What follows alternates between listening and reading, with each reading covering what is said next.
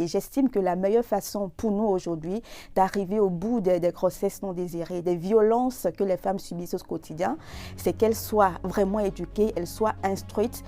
qu'elles travaillent, qu'elles soient autonomes, qu'elles soient épanouies. Et ce sera la meilleure, je dirais même revanche sur la vie tout simplement.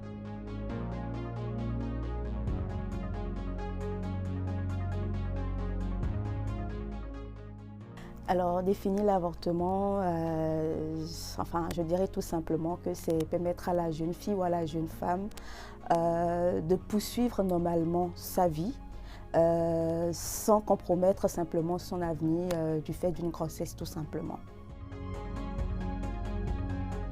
Enfin, ce qui a changé au Bénin sur le droit à l'avortement, je sais que depuis 2003 déjà, il y a quand même la loi relative à la santé sexuelle et reproductive qui précise les conditions dans lesquelles les femmes peuvent faire recours à l'avortement. Aujourd'hui, la loi a évolué, elle a été modifiée et on a élargi les conditions dans lesquelles les femmes peuvent avoir recours à l'avortement. On s'est dit qu'actuellement, quand la grossesse est susceptible de provoquer une détresse matérielle, éducationnelle, professionnelle ou même morale, la femme peut faire recours à l'avortement.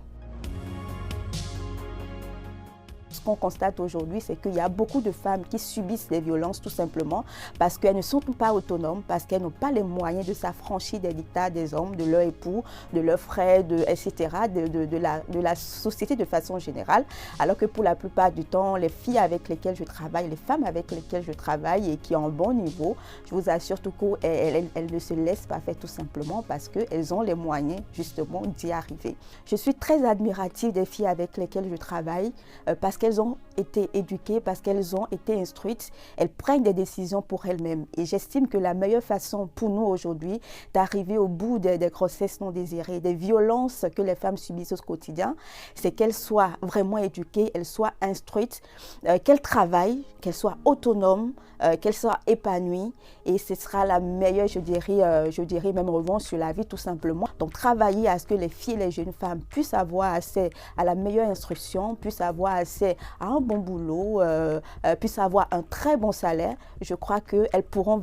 véritablement prendre des décisions pour elles-mêmes et non subir tout simplement. Enfin, dans 10 ans, je veux bien voir des femmes libérées, des femmes épanouies, et des hommes et des femmes qui comprennent vraiment l'enjeu d'avoir accès à son corps, de bénéficier des droits en matière de santé sexuelle et de la reproduction,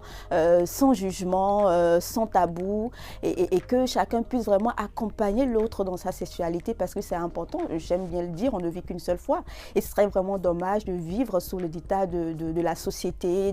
des traditions, des cultures, sans être épanoui soi-même. Donc, c'est vraiment important que les lois que nous prenons aujourd'hui soient en faveur de l'émancipation des jeunes filles et des jeunes femmes pour que chacun puisse, dans sa sexualité, être autonome, être libéré et puisse véritablement s'épanouir. Moins de grossesses précoces et non désirées, accès vraiment aux méthodes modernes de contraception, aux services sécurisés d'avortement surtout. Il y a une sexualité libre, ouverte et épanouie.